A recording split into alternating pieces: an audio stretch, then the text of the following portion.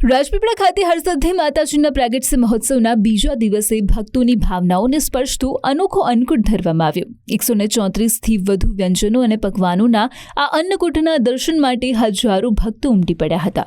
સ્વામિનારાયણ ગુરુકુળ દ્વારા શુદ્ધ કેળાના પાણી અને ગીર ગાયના તાજા ઘીથી વૈદિક પરંપરા અનુસાર તમામ વાનગીઓ તૈયાર કરવામાં આવી હતી।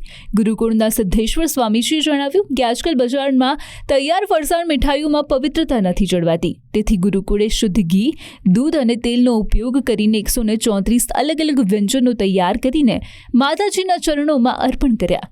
સ્વામીજીએ પોતે પણ આ તમામ વાનગીઓમાં પવિત્રતા જાળવી રાખી હતી।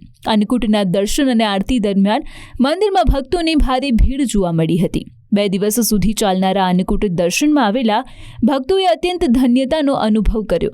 આ અનોખી ભક્તિ અને પવિત્રતાની પરંપરાએ ભાવિકોના મનને સ્પર્શી લીધું છે અને હરસિદ્ધિ માતાજીના ભક્તોમાં નવો ઉત્સાહ જગાવ્યો છે।